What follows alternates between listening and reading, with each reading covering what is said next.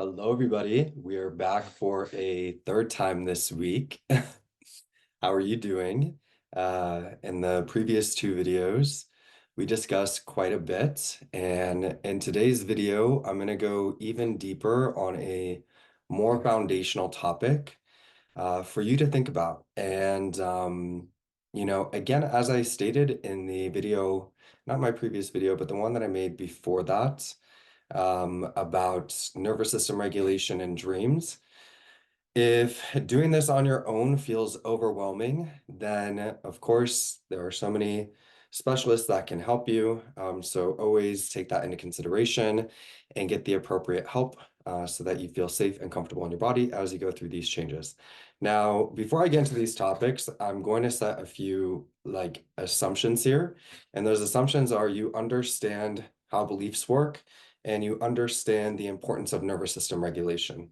Okay, but I want to expand on an aspect of your belief system that is really at the foundation of relationships. There's a reason why I like to make content about relationships, and the reason is because it's quite layered. There's quite a few aspects of our belief system that go into creating a healthy relationship, and the foundation of that, the template for your belief system, really stems from your parents. Okay. And you don't get to pick who your parents are. You don't get to pick what environment you grow up in. I think I said this in my previous video. Like, if you don't have the healthiest beliefs, that's nothing to judge yourself for because we don't get to pick where we grow up, right? So we come into this world really a blank sheet, and then the experiences that we have in our childhood really define us. We get a majority of the beliefs that we hold from our childhood experiences. And then as an adult, those experiences will cause us to either seek out similar things and add to what we already believe, or we may have really unexpected negative circumstances pop up that impact us negatively and skew our worldview or the one that we previously held. Okay, so there's a lot of context in all these topics. So I'm really trying to take all that context and all the nuances into consideration so that you really understand what I'm talking about and how to apply it correctly. Now, I want to talk about your parents because this is a very particular aspect of your belief system. And again, like I was just saying, usually those foundational experiences that you have, you'll typically build on them, and I'll explain that in a moment. Okay. But I'm gonna attune this uh, as though I'm speaking to a woman, but this applies the same for men, just kind of change the roles a bit. And it's not always black and white or straightforward. So it really also depends on how you attach to each mother and father that you have, right? So again, I'm gonna speak like I'm speaking to women, but if you're a man listening to this, if I'm saying dad, just replace that with mom, okay? But really the example that they set, you kind of get a mixture of both, all right? But as a woman growing up, okay, your mother really sets the template for really what you believe a woman deserves and how you should take care of yourself and what you deserve as a woman. And your father really sets the template for how men show up in the world, what you normalize from a man, how a man treats a woman, and also both of them affect how you value yourself. All right. So I'm going to use an example of, let's say, not a present father, but it could also be not a present mother as well, too. Okay. Or a father that has some sort of substance abuse, or they're just not, maybe they have some sort of personality disorder, whatever it may be. I'm going to simplify it down into a father that is not present all the time, affectionate, or emotionally available. Okay. So this is your first exposure to a man. Now, as a child, you don't have the cognitive faculty to recognize that if this person is not showing up and meeting your needs and wants, that has nothing to do with you. Again, you're a blank slate. So you're coming into this world and you're supposed to have caretakers that meet your physical, mental, and emotional needs and nurture you and allow for you to have allow for you to develop an identity that creates autonomy, the ability to uphold boundaries, to know what you want and what you deserve, and believe in your ability to achieve those things and normalize that experience. Okay, so this is why your parents are really important. It's like the foundation of your identity, right? So going back to the example of a father, and again, if you're a man listening to this, even if you didn't have a present father, that's still going to affect you. Same thing with a mother. That's the first example of a woman in your life. But again, if your father is not there, that is a belief system, how to conduct yourself as a man and how a man should treat himself and how a man should treat a woman. So if that person is not there, that's going to impact you. Okay. That's going to impact how you, for the most part, view and value yourself as a man and also how you interact with women. Unless you have a really amazing mom that really shows up for you, this may not always be the case. Again, there's nuances here, but I have to try and generalize this because if I went through every single nuance, this video would be like 8 hours long. So I have to generalize it just a little bit. Okay, so back to my girlies. Okay, let's say that your father is emotionally unavailable, not present consistently, and not affectionate with you. Okay. So as a child, again, you're not able to recognize that his way of operating has nothing to do with you. So there's two ways that this impacts you, right? One, you're going to yearn for his love, attention, affection, and consistency because that is a core foundational need that we have as a child. We having our physical needs met is not enough. Okay, we need to be able to experience warmth, connection, the ability to be open, to reciprocate emotions, and to feel seen and heard and nurtured emotionally. Okay, so when that person is not showing up that way, that's going to cause you to form beliefs like it's normal for men to not be emotionally available, present, warm, or affectionate with me. There could be quite a few other beliefs as well too. Okay, again, I'm trying to generalize this um, for clarity's sake. That's going to affect beliefs that you hold about men, but that's also going to affect how you value yourself. Because as a child, as you grow up and you see other people having families where their father doesn't show up that way, where their father is emotionally available and interacts with them and engages in their life, you're going to very quickly see and compare yourself and start to wonder as a child, is something wrong with me? Is this person not present in my life because something's wrong with me? Again, as a child, you don't have the cognitive faculty to recognize that this has nothing to do with you. Okay. Now, another important component to this too, when it comes to beliefs, is the amount of time you have in an experience. Okay. So if your father is like that your entire childhood, you have 18 years. Okay. All right. Let's say you start becoming like really conscious around like age 7. Okay. So like 11 years where you're having this ongoing experience that you cannot change. You're powerless to it. Every day you're having the same experience. Okay. So that is reinforcing and building a belief system that it's normal for men to not be consistent, present, emotionally available, or affectionate with me. And most likely to affecting how you're viewing and valuing yourself. You may not remember this, that's fine, okay? But the other important point to this is when you're a child and you're developing your identity, okay, another component to it is the feeling state, okay? So oftentimes when you hear people talking about like mindset or nervous system regulation, okay, they're talking about going into a different state, okay? To me, there's two states that really exist. You're either dysregulated or you're regulated.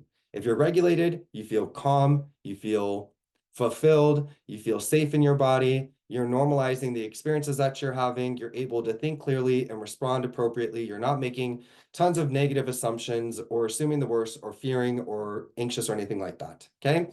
If you're dysregulated, it's not going to be anything like what I just described there. Okay. You're not going to feel safe in your body. You're going to feel anxious. You're going to find yourself battling intrusive thoughts or behaviors, or you're going to find yourself frozen because there's two types of dysregulation. We're either depressed. Okay. So we're down regulating or we're up regulating. So we're extremely anxious and hyperactive. Okay. When you're in an experience where your primary caretaker is not showing up for you and meeting your needs as a child, that's obviously going to affect your personality development, your identity, in multiple ways. One, from a belief standpoint, and again, we always seek to prove our beliefs true. I'm going to explain how this impacts you as an adult and the relationships that you get into, okay? The other component is what you normalize as a feeling state. Okay, so as a child, if I'm getting all of my physical, mental, and emotional needs met, okay, I have two caretakers that are warm, loving, affectionate, check in with me, allow for me to develop an identity where I can uphold boundaries, say no, stand up for myself, and invest my time into the things that I actually want, not just what they want for me, okay, then I'm going to normalize a feeling state of being seen, loved, deserving, wanted, valued, right? Those are feeling states that we generate within ourselves. When those things aren't there, we're normalizing a feeling state that is not that. All right, so I'm going to use an example here, okay? Like eating spicy food, okay? The first time you eat something that's really spicy, your mouth starts watering, you're like freaking out, it's like so hot, right? You're like grabbing them for milk, like you're just going crazy, okay? Now, if you continue to eat spicy food, what happens? What happens? You normalize it, right? You normalize it, and then you need spicier and spicier and spicier food. The same thing occurs with our body with feeling states. Now, imagine for your childhood, you're having an experience where you're not feeling loved, seen, you're not receiving consistent affection or attention from a man. And aspects of that, you are also judging yourself and wondering, is there something wrong with me? You're normalizing a feeling state of not being loved, not normalizing affection, not receiving a consistent attention. And the first time that that happens, okay, as a kid, you probably may not remember this, it hurts. But again, you're powerless in this situation. You can't change it. So over time, you just normalize it. Okay. Now, this becomes a huge problem. And one thing that I've said in content in the past is when you get into a relationship, you do not want to make this person the center of your world. Okay. And form a negative attachment. Okay. What is a negative attachment, in my opinion? Okay. If you have unhealthy beliefs, if you had certain needs and wants that weren't met growing up, you have normalized a feeling state that is not very pleasant, right? It's not very pleasant to not have our emotional needs met. It's not very pleasant for people to be inconsistent with us. It's not very pleasant for people to not be considerate of us or actually take the time to get to know us, right? But over time, you normalize that, right? So you don't really notice it anymore.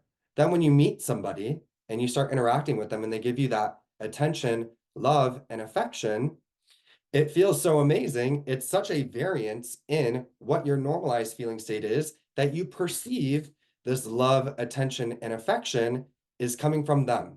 That the only way you can feel that way is if this person is present in your life. And this is what causes you to negatively attach. Now, I want to say this. That doesn't mean that, like, obviously, if somebody is giving you attention and being loving with you, that's going to feel good.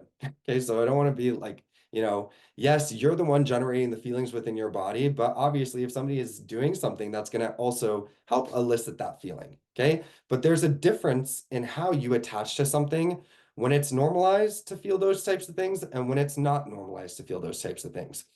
When it's not normalized to feel those types of things, you're going to very heavily attach to this person and chase after them because they are now meeting needs that should have been met as a child. And when you're not around them, you're going back to the normalized feeling state that you dominantly exist at, and you're noticing the variance in that. That felt really, really good to get love, attention, and affection, right? Whereas if those things are normalized, you experience it, but again, even when that person's not there, it's normalized for you. So you're not negatively attaching, right? Like, of course, this person's going to be affectionate with me. Of course, they're going to be loving towards me. I don't need to worry about that. They're not going to go anywhere. I can focus on other aspects of my life, right? I'm already feeling fulfilled within myself. All right. So that's another way that this impacts you is the general feeling state that you're existing in. Okay. Now let's talk about when we take both these things into consideration, okay, why the experiences that you have as an adult may not be that pleasant. When something becomes normalized, okay, it becomes a comfort zone. So, which means we're actually attracted to it. Okay. This is going to sound so unpleasant. Okay. It's unpleasant when it's in a direction that you don't want, but it's pleasant when it's in a direction that you do want. Okay. So just listen to me. So if it has become a normalized experience for men to not be emotionally available, affectionate, or consistent with me, and my brain always likes to prove my beliefs true, okay, then what's going to happen is you're going to find unconsciously men that are emotionally unavailable and not genuinely affectionate or consistent as attractive because your mind is looking at their behavior and the way that they're showing up and it's confirming your deeper beliefs and drawing you towards them. Okay. Whereas if a guy is really affectionate, emotionally available, and consistent with you, it's very repelling. You cannot normalize it. Okay.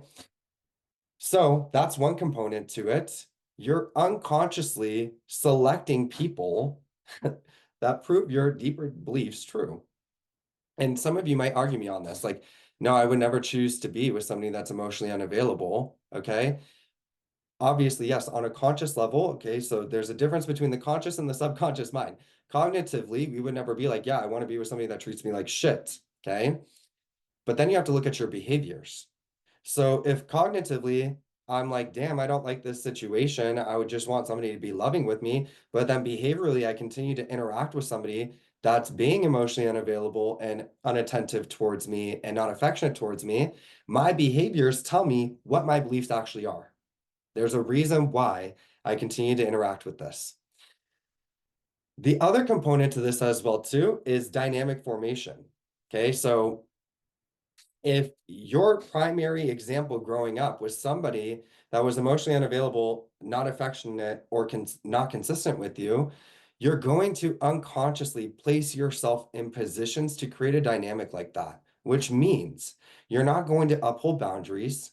When a guy starts to get a little bit inconsistent with you, you're going to silence yourself unconsciously. When he's not being affectionate with you, you're going to silence yourself unconsciously. You're going to slide back into that way of operating that is normalized for you. Okay.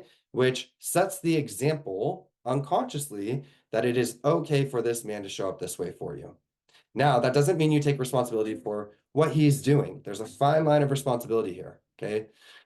But if the moment somebody is being emotionally unavailable for you, if you're not just like, hey, this isn't okay, or like removing yourself, okay, if you're just letting it slide and it feels a little bit off, but you're like, you know what, I'm just not gonna say anything, there's probably some deeper beliefs that play there. Okay, but that is how dynamics form. You are always going to default back to whatever your base programming is and go assume the roles that are normalized within your belief system.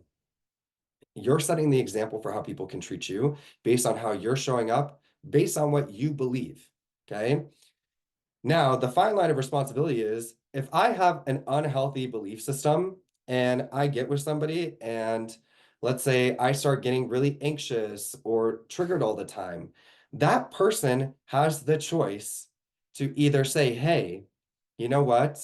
I can see that this relationship is really negatively triggering you. And I don't know if you're necessarily ready for a relationship yet. I think you really need to take a step back and figure out like what's going on with you because I think you're getting triggered over things that kind of don't have anything to do with me, and I'm concerned for you as an individual, and I want the best for you, right? So somebody could respond to you that way. Now, if a guy just like totally takes advantage of you and just is like, oh, cool, I don't have to be emotionally available. I can do whatever I want and I can come and go whenever I want. Fuck him, girl. And same thing for guys, okay? Because it's on both sides of this equation. I'm not saying it like all women are perfect and again, all men are wrong. This can easily happen to men as well, too, right? Because if a girl doesn't have a consistent, loving, affectionate father, when you're trying to be consistent, loving, and affectionate with her, she's going to push against you and reject you. And you're going to be like, well, I'm not doing anything wrong, right? Like, what is this? Okay. So again, this is the fine line of responsibility where, yes, you're going to slide into dynamics that are congruent with your belief system, and you're going to set that example. Now, how somebody chooses to respond to that, that is their responsibility as well, too.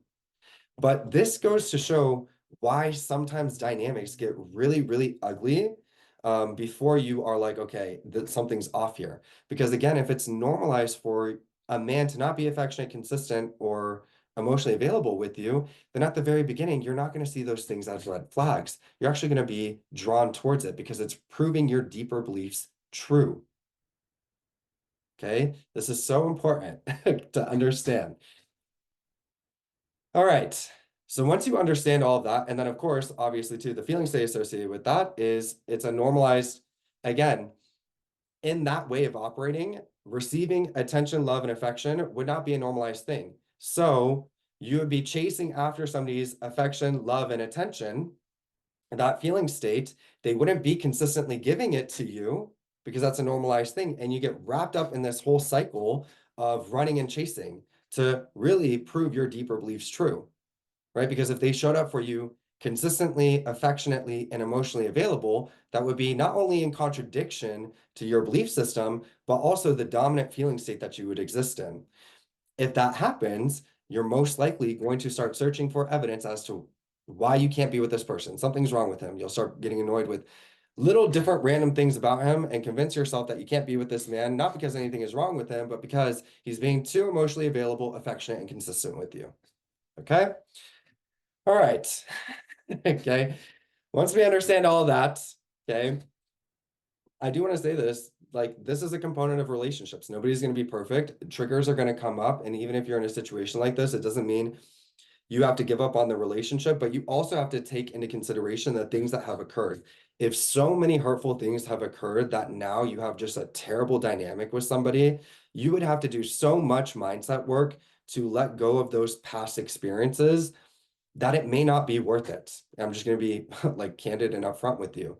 The better approach might be, okay, let me just make sure I adjust these beliefs and normalize, men being consistent, loving, affectionate, emotionally available for me, make sure I'm only attracted to in my belief system, healthy, loving, consistent, mature men that act with integrity.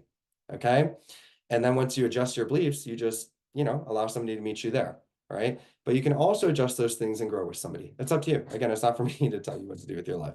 All right. Now that we understand all those concepts and what's at play here when it comes to relationships, okay, the way that you can adjust this, one, obviously, like I said at the beginning, you go to therapy, okay? Talk therapies, in my opinion, is not going to do very much for you. You would need to go to like a cognitive behavioral therapist or a like a hypnotherapist, EMDR. There's different forms of therapy for this. You can also, in my opinion, okay, belief work will help you a lot. And so this is where like the topic of revision kind of comes into play. I don't subscribe to the idea of revision like people are talking about it online. One, I don't want to change the past. I'm okay with the past. I've done videos on this in the in the past. All right. Your past is a gold mine. It's gonna show you like your past has defined you. So if you don't like how you're currently operating, you want to look at your past to see what actually needs to be adjusted here. All right. Now, with your the reason this is why I don't love revision because some people are talking on it online about like just changing the past completely. No, I don't want to change the past. Okay, I'm fine with my past, but we do want to look at how our past impacted us and take into consideration what I just said earlier. As a kid, you are not able to cognitively understand reality from that perspective that is grounded and realistic. You really internalize, and again, you're just having experiences that are impacting you and defining different areas of your life. Okay. It's very literal. As an adult, you could look back and see, I always deserved to have a father that was emotionally available, consistent, and loving, among other things that may need to be adjusted as well, too. So how do we rectify this? Because there's that 18 years of experience is still alive within your belief system. It's the foundational templates. And then if you've dated a whole bunch of jerks since then, all those jerks just reinforce those beliefs and probably added to it. Okay. So the first thing is, in my opinion, you want to make sure you address that. You put beliefs in that are things like, I'm starting to realize. Again, we're recontextualizing the past and giving it the proper meaning. This has nothing to do with your actual father or mother when you're doing this. This is just a concept in your mind, okay? Even if you're in good standing with them now, if you didn't have a good upbringing with them, that upbringing didn't go away. It still impacted you. Okay. You still, in my opinion, need to address it. Okay. So you're just recontextualizing this with a proper meaning. I'm starting to realize that I always deserved to have an emotionally available, consistent, loving father. I'm starting to realize that I always deserved to have my emotional needs and wants met as a child. I'm starting to realize that I always deserved to have a father that embraced me and loved me freely. I'm starting to accept that love was something I never had to earn growing up. I'm starting to accept that I always deserved to develop a sense of autonomy growing up. I'm starting to realize that I always deserved to be able to uphold boundaries and say no growing up. Okay. You're redefining those childhood experiences with the proper context. That's going to allow for you to let go of the past. Then you come in, okay, with current beliefs, okay, about men and the types of dynamics you're entertaining. I'm becoming only attracted to men that are mentally and emotionally available. Again, if you're a man listening to this, flip it. I'm becoming only attracted to women that are mentally and emotionally available. Okay. I'm becoming only attracted to men that take the time to genuinely get to know me.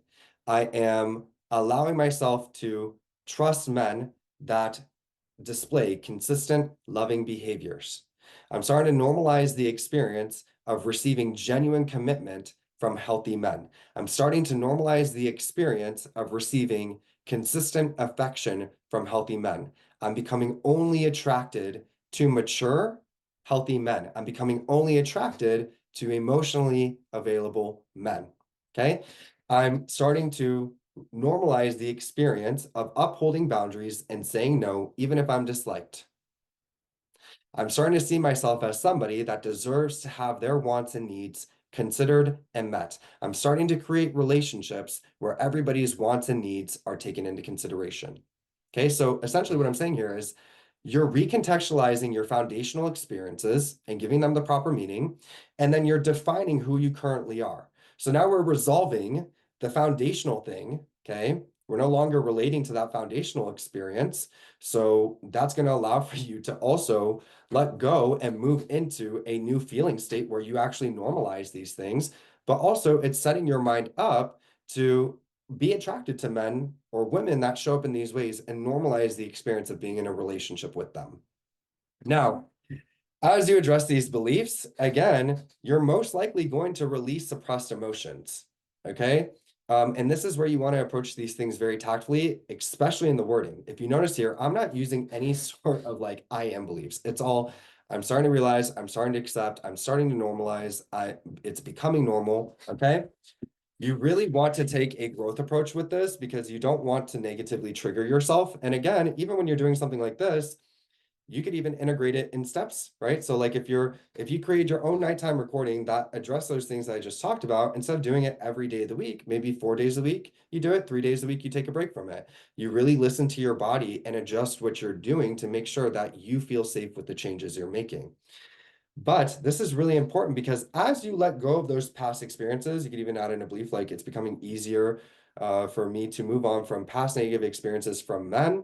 I'm starting to naturally forgive people that have hurt me because I deserve to live in a body that is free of resentment. Okay. In my opinion, a lot of the triggers that you have are because you're holding on to previous experiences and the emotions of those previous experiences.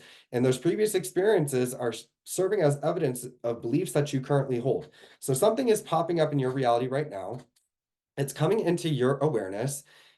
You're relaying it back into your subconscious mind. Again, so many subconscious decision-making models and processes going on. It's serving as evidence of a deeper belief that you hold that is causing you to reflect on experiences that you're still holding on to emotions from. Those emotions are getting triggered. This thing that you're perceiving is serving as evidence of these deeper beliefs and those experiences, and that emotion that is still active and alive within you is coming to the surface. So what am I saying? Your triggers are just you holding on to your previous experiences and the emotional impact of those previous experiences. And if they were really negative and unhealthy, you're most likely dominantly existing in a feeling state that is still congruent with that belief system and those experiences, which is where negative attachments form really easily. The cool thing is when you address these things, you start releasing all the suppressed emotions that you have. And one, that's great because now your body is not carrying around all this suppressed emotional energy. So you don't have to move through your reality in a calculated way to try and not get triggered. But two, because you're releasing all this suppressed emotional energy, now your body can start to channel its energy in more productive and constructive ways that are congruent with the beliefs that you actually want to hold. Okay. The great thing is you're not as triggered as much anymore. You don't really have that many triggers because you're not holding on to those past experiences or emotions anymore, which allows for you to actually sustain the things that you want in your reality because you're not getting a whole bunch of fragmented and skewed perceptions going on. Somebody's trying to talk to you and your mind is picking up on something that they're saying and it's serving as evidence that people can't be trusted when they're not doing anything wrong at all. You get triggered by it and you start acting like they're not trustworthy and then they're confused. They're like, what's going on? And you're projecting your emotional baggage onto them, making it very difficult for you to sustain a relationship with them. So when you let go of those things, you can actually show up presently and discern your reality accurately. That could be beliefs like it's becoming easier for me to assign the proper accountability in the dynamics that I form. I'm starting to realize it's not my responsibility to take on the emotional burden of others. I'm beginning to only entertain dynamics that are respectful and reciprocal. So essentially, you put yourself into a belief system where how you're interpreting your reality is healthy and balanced. And you can actually see what's going on, and you're not just projecting your past experiences onto the present moment or going out into your reality and unconsciously looking for people, places, and things to confirm your deeper beliefs true and getting in really shitty, fucked up dynamics that are extremely triggering because they're just triggering the deeper beliefs that you're still holding on to. Okay. So whether you're a man or a woman, okay, doing this is going to be very useful for you because it's not very fun to hold on to those things. And it's not very fun to go out into your reality and find people that are emotionally unavailable, attractive, and entertaining them, and then getting into really super shitty dynamics and not realizing that this isn't good until a whole explosion of circumstances has popped up in your face, right? Again, like I said earlier, too, no one's going to be perfect. No one has come from a perfect childhood, right? I'm telling you, I've talked to at least like 1,000 people at this point. I have not met very many people that can say like, yeah, I had a perfect childhood or I never had a negative experience in my adult life that negatively impacted me. So no one's going to be perfect and people grow in relationships, but I think it's very wise to discern what is worth persisting through. I put something up in my community tab the other day, and it was a story. It was a real story. Somebody had the audacity to write, "This is such a great fanfic." Like it was a fake story. It was a real story of one of my friends that lives on a small, popular destination island. You could take a guess for it, where this man, because she started revaluing herself, decided to show up at her house and attack her. When she wanted to file a police report, nobody wanted to help her because he's popular on the island. It's a very small island, a very small community. And he went around and just talked absolute crap about her and really turned everyone around her. When he sees her in public, he quite literally calls her out by her name and like laughs at her. Okay. Is that something worth persisting through? No. And this is why I made that video the other day about it's embarrassing how men are not standing up for women. And that's not all men. I think men deserve fair and equal treatment. They deserve affection. They deserve commitment. They deserve to have somebody that nurtures them. But they also have to be a man first, which means standing up and speaking on things that need to be spoken on. Okay? So anything that I'm talking about, no, I'm talking about it for a reason. I talk to so many people. I get so many DMs, and maybe you have never had an experience where a man has treated you that way. I also know men that have had horrendous circumstances with women as well too. Okay? So it's just beliefs. It's not a matter of gender. Okay? I hold men to a little bit of a higher standard though, in my opinion, because they should be standing up for women. A woman should not have to be screaming for help while a whole bunch of men are standing by not doing anything about it. Okay?